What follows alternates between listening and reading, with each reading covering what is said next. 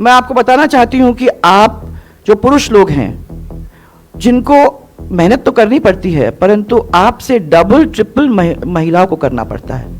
कि मेरे अंदर इतना सारा समागम है कि कोई गुस्सा भी नहीं हो सकता, राजपूतों की बेटी और जाटों की बहू, और फिर मैंने गुजरों को भी मालूम नहीं कहां से जोड़ लिया उसमें। आज के दिन कुछ कुछ फैक्ट्स हैं जो मैं आप लोगों के सामने लाना चाह रही हूं। सबसे पहले अगर आप देखोगे तो फर्स्ट महिलाएं, और ये भैया सब लोग ध्यान रखना कि आपको लगता है कि हाँ बड़े परिवार से आए हैं तो बड़े परिवार से आने का मैंने इतना आसानी से राजनीति में आ गई होंगी। मैं आपको बताना चाहती हूं कि आप जो पुरुष लोग हैं जिनको मेहनत तो करनी पड़ती है, परंतु आपसे डबल ट्रिपल महिलाओं को करना पड़ता है। महिला आसानी से नहीं आ सकती, क्योंकि महिला से पूछा जाता है क्यों। मैं आपको बता सकती हूं कि राजमाता साहब ने जब शुरू किया था तो उस समय प्लेन नहीं होते थे, ट्रेन नहीं होते थे, रोड्स खराब थे। सुबह 3 बजे उठ के वो प्लेन पकड़ती थी या गाड़ी में बैठती थी या जैसे भी होता था क्षेत्र में पहुंचने के लिए, ताकि महिलाओं के बीच में और पुरुषों के बीच में और लोगों के बीच में वो जा सके।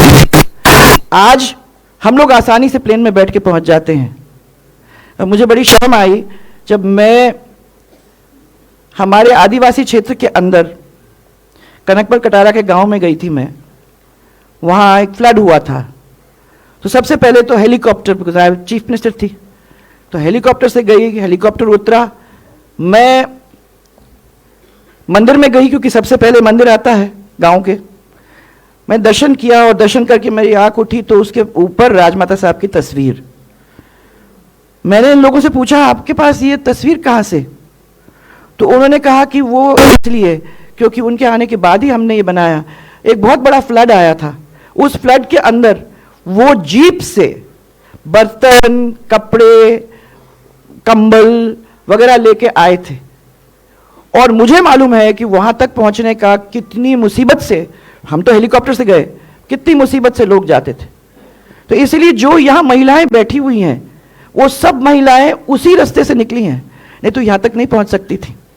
और मैं कृष्णा तुम्हारे जो कहा उससे मैं बिल्कुल सहमत हूं कि महिलाएं वो हैं, हाँ आजकल शायद ये बातें आने लगी हैं, पर ज्यादातर मैं अभी भी उन महिलाओं से टकराती हूं जो महिलाएं घर का काम तो करती हैं, घर को चलाने का काम मैं भी आज भी करती हूं, हिसाब किताब तो आज भी करते हैं, सब लोग घर के अंदर कैसा चल रहा है, सफाई है कि नहीं वो भी देखते हैं, परंतु हमारी राजनीति के अंदर भी हम लोग कमी नहीं छोड़ते हैं।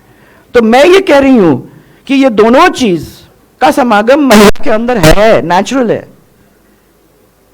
ये तो आज मॉडर्न डे बात चल रही है, टेक्नोलॉजी आ गई है, तो इस टेक्नोलॉजी के अंदर हम लोगों ने कहना शुरू कर दिया है चैट जीपीटी पे चले जाओ, सोशल मीडिया के अंदर चले जाओ, अपने को ज़्यादा अकल इस्तेमाल करने की ज़रूरत नहीं है, अपन इन चीज़ों से पूछताछ करके अपना काम कर लो। इतना आसान नहीं है। अपने को देखना चाहिए कि ग्लास सीलिंग जिसको कहते हैं कितनी महिलाओं ने तोड़ा, और वो नहीं होती तो हम लोगों का क्या होता। तो मैं जब ये देख रही थी तो सबसे पहले अगर आप देखो तो करीबन साक्षरता दर 9% थी एक समय आज़ादी के टाइम पे, और आज 70% हो चुकी हैं। आपके शिक्षा की वजह से चुनाव लड़ने वाली महिलाओं की संख्या 10% तक पहुंची थी उस समय, जबकि 1957 में खाली 3% थी, आज 10% हो गई हैं। महिला सांसद की संख्या पहली लोकसभा में खाली 22 थी, आज 18वीं में 75 हो गई हैं। राज्यसभा में 52 में महिला सदस्यों की संख्या 15 थी, आज 42 हो गई हैं। मुझे उसकी खुशी नहीं है भाई, इसके डबल नंबर्स होने चाहिए थे। हाँ, मैं डबल भी कर लो तो मुझे खुशी हो जाएगी, और ट्रिपल करवाने वाले तो आप ही लोग हो, तो आप लोग मेहरबानी करके उनको ट्रिपल करवाने में थोड़ा सा कदम 2 पीछे ले लो और महिलाओं को आगे कर लो, तो मुझे लगता है कि फिर कोई प्रॉब्लम ही नहीं होगी। मुझे अच्छा लगा कृष्णा कि तुमने अपने हस्बैंड को दिया। लास्ट में ये कहा कि अगर वो नहीं होते और उन्होंने जितनी मेरी मदद की वो नहीं करते तो शायद मैं यहां तक नहीं पहुंच सकती थी। ये दोनों के लिए है। बहुत सारे जो पुरुष हैं जो पहुंचे हैं, अगर उनके पीछे उनकी बीवी या उनकी मां नहीं होते तो वो भी आगे नहीं पहुंचते। और इसीलिए मैं तो ये मानती हूं कि अगर हम लोग कहीं पहुंचे हैं तो उसमें पुरुषों का भी एक बहुत बड़ा योगदान है। इसलिए मैं ये कहती हूं, पुरुष महिला दोनों एक दूसरे के पूरक हैं, एक दूसरे के बिना वैसे भी नहीं चल सकते हैं।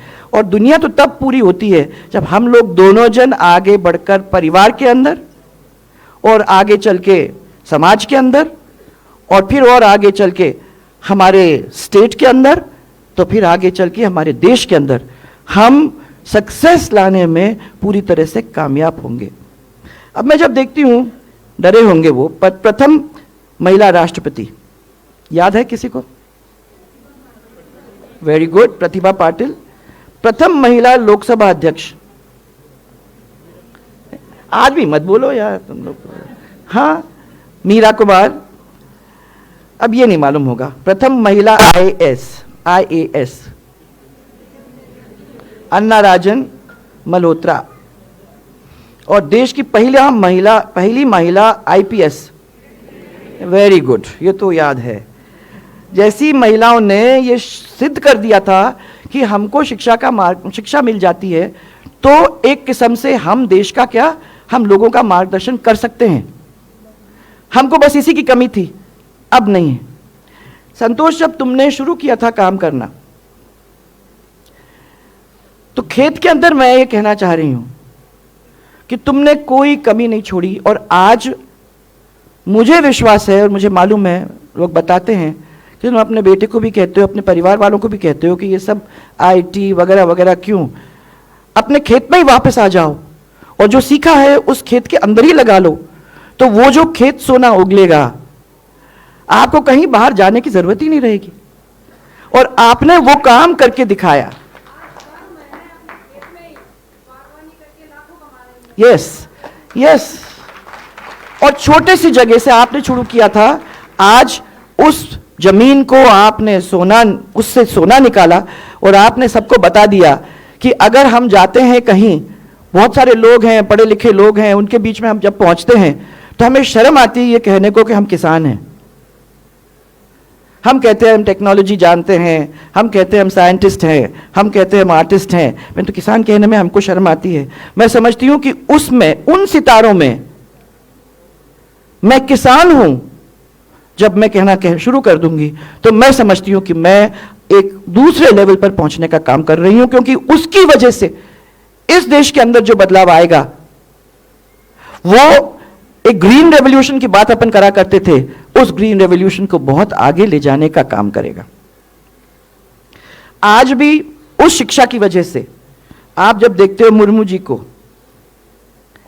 सोच भी सकती नहीं थी, वो तो खुद कहती हैं कि मैं एक स्कूल टीचर थी और मैं कहां से कहां पहुंची हूं, मैं सोच भी नहीं सकती थी कि मैं यहां तक पहुंचूं। परंतु हिम्मत थी, पढ़ाती थी, जाती थी, काम करती थी और आज पूरे देश को संभालने का काम कर रही।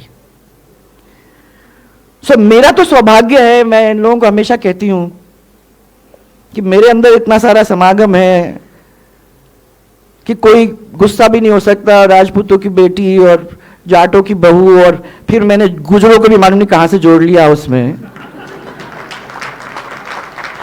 तो मैं कभी कभी कहती हूं कि मेरे में तो ये सब चीजें।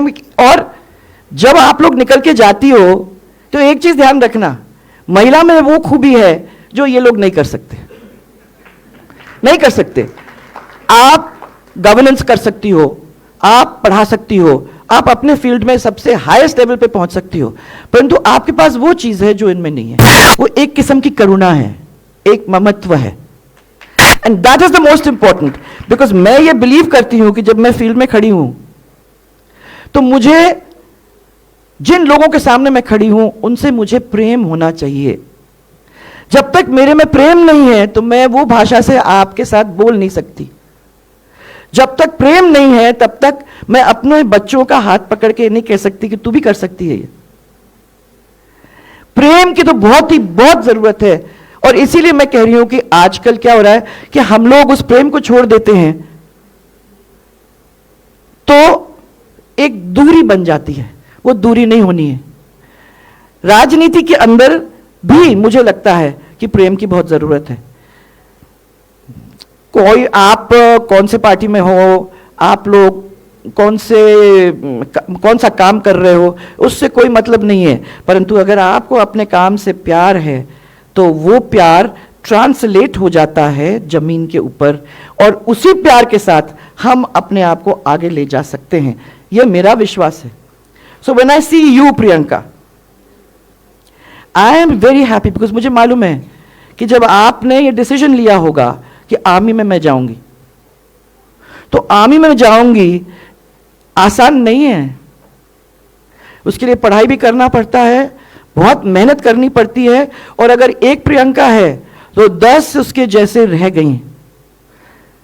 मेहनत फिर भी वो करेंगी और आगे आने की कोशिश करेंगी, क्योंकि मेहनत को कोई सानी नहीं है।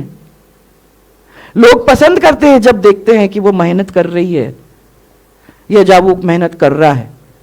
मेहनत ही है। शिक्षा के साथ अगर मेहनत को जोड़ो तो एक अनबीटेबल कॉम्बिनेशन आपका बन जाता है। और मुझे विश्वास है कि यहां जो मेरी बैठी हुई हैं बहनें, वो आगे इस काम को जरूर कर सकती हैं। हां, जब राजनीति होती है तो अलग अलग चीजें उसके अंदर आ जाती हैं। मैं मानती हूं कि अगर अपन अपनी निगाह अपने गोल के ऊपर लगा के रखें कि अपने को यहां तक पहुंचना है, अपने परिवार को इतना शिक्षित करने की कोशिश करना है, तो हम लोग नए नए चीजों का मैंने सोच भी करते। जैसे मुझे याद है कि जब पहले कुछ ही सालों के अंदर हम लोगों ने 50% महिलाओं को आरक्षण दे दिया था पंचायत के इलेक्शंस के अंदर, तो आपको याद होगा कितना हल्ला मचा। सब आदमी मेरे पास आए कि काहे के लिए टाइम वेस्ट कर रहे हो इन लोगों के साथ, काम तो हम ही को करना पड़ेगा। और इन लोगों को आप फिर ढोते ढोते, हमने कहा कोई नहीं ढोना, आप चिंता मत करो, एक दफा देखे तो सही। तो जब आई, डरती डरती आई, घूंघट के पीछे से आई, परंतु 1 साल बाद घूंघट थोड़ा सा उठ चुका था, दस्तखत करना जान गए थे और समझ गए थे कि मेरे पंचायत को चलाना जिस तरीके से मैं अपना घर चलाती हूं, उसी तरीके से अगर मैं अपना पंचायत चलाऊंगी तो हाँ, चाय बनाना मेरे को जरूर सिखाना पड़ेगा। परंतु दूसरा काम तो अपन सब जानते थे। 50% महिलाएं कुछ एजुकेशन के साथ, कुछ बेसिक एजुकेशन के साथ वहां तक पहुंची हैं। और अभी मैं देख रही हूं एजुकेटेड लड़कियां सरपंच बनने के लिए और प्रधान बनने के लिए, प्रमुख बनने के लिए तैयार हो रही हैं। अच्छा लगता है जब मैं देखती हूं कि पढ़ लिखा के, कौन से कॉलेज से आए हो? मुंबई के कॉलेज से। कहां से आए हो? तमिलनाडु के कॉलेज से। कहां से आए हो? मैं तो लंदन में करके आया। मैंने वाह, ऐसी हैं लड़कियां। जब वो जाएंगी और इलाके के अंदर जाएंगी तो वो एक्सपीरियंस को जमीन पे लाने का काम करेंगी। परंतु जब शुरू हुआ था तो ये आसान नहीं था, क्योंकि आप सबको मालूम है कि 11 वर्ष की उम्र पे बच्ची को माता पिता घर ले जाते हैं। वो सोचते हैं कि भैया अब उसको सिखाना नहीं है, अब तो झाड़ू पोंछा, खाना कैसे बनाना, ये सब हम सिखाएंगे। उस समय उनको कॉलेज, स्कूल्स में रखने के लिए मुझे याद है कि मैंने कहा था कि अगर इंस्टीट्यूशनल डिलीवरी होगी, बने आप हॉस्पिटल में बच्चा पैदा करोगे तो आपको 2000 रुपए मिलेंगे, 4 वर्ष पे इतने पैसे मिलेंगे, 6ठे वर्ष पे अगर ये स्कूल जाती है तो आपको इतने मिलेंगे, और फाइनली आपको टोटल 25,000 मिलेंगे। और अगर ये एग्रीकल्चर कॉलेज में जाती है लड़की तो उसको 10,000 रुपीज एक्स्ट्रा अलग से हम देंगे। अब धीरे धीरे जब मां को लगा कि हाँ मेरे को ये एक्स्ट्रा पैसा मिलने लगा है इन कामों के लिए, तो धीरे धीरे वो चीज को बढ़ते हुए आपने देखा। फिर हमने कहा कि भाई अगर लड़की स्कूल में जाके अच्छी तरह से पढ़ती है तो उनको साइकिल देने का काम, उनको स्कूटी देने का काम हम करते हैं। तो इसका मतलब यह है कि माँ सोचेगी अगर मेरी लड़की 10वीं में 12वीं में पहुंच जाएगी और उसको अगर स्कूटी मिल जाएगी या साइकिल मिल जाएगी तो हमारे घर के लिए काम आएगा, चलो उसको रखते हैं स्कूल में, और फ्री तो खाना है ही। तो बच्ची और रहने लगी स्कूल में। जब रहने लगी तो एक दफ़ा मैं डूंगरपुर गई थी, तो मैं याद है कि डूंगरपुर मीटिंग ख़त्म करके वापस आ रही थी तो एक लड़की ने मेरी गाड़ी को रोका। वो स्कूटर पे थी, पूरे वेश में थी, सुंदर सी लड़की थी। उसने मेरे को रोका और ने कहा कि एक काम करो, ये आपकी वजह से मुझे स्कूटर मिला है, मेरे स्कूटर पे आप पीछे बैठ जाओ, मैं आपको, वो डूंगरपुर का लेक है, तो उन्होंने कहा कि वो लेक के चारों ओर मैं एक दफ़ा चक्कर लगाकर आपको बताना चाहती हूँ। मैंने कहा भैया तुम चला तो सकती हो ना, क्योंकि यहाँ तक तो आई हूँ तो मैं चला लूंगी, आपको गिराऊंगी नहीं, आप चिंता मत करो, करके मेरे को बिठा के उसने चक्कर लगाया। तो मैं खाली कहना चाहती हूं, एक मुझे मिली जब मैं पहला इलेक्शन लड़ रही थी तो मेरे सोशल मीडिया के अंदर उसने मेरी मदद की। विश्नोइयों की बेटी थी, वो बॉर्डर को क्रॉस करके उसके फैमिली हनुमानगढ़ एरिया के अंदर सेटल हुए थे। लड़कियां 3, 9 लड़का, ओहो, मैंने गाज ही गिर गया उस परिवार पे, समझो। पर वो पिताजी बहुत ही फॉरवर्ड माइंडेड आदमी थे। वो स्कूल के प्रिंसिपल थे, छोटा स्कूल था पर स्कूल के प्रिंसिपल थे। उन्होंने अपनी तीनों लड़कियों को सिखाने का काम किया, और सिखाया ही नहीं, जब वो हायर में आ गई तो हनुमानगढ़ ले गए, पूरा शिफ्ट किया अपना घर बार, और वहां ले जाके अपनी लड़कियों को वहां पढ़ाने का काम किया। मैंने अपने सब कुछ छोड़ करके उन्होंने अपनी लड़कियों के लिए इतना बड़ा काम किया।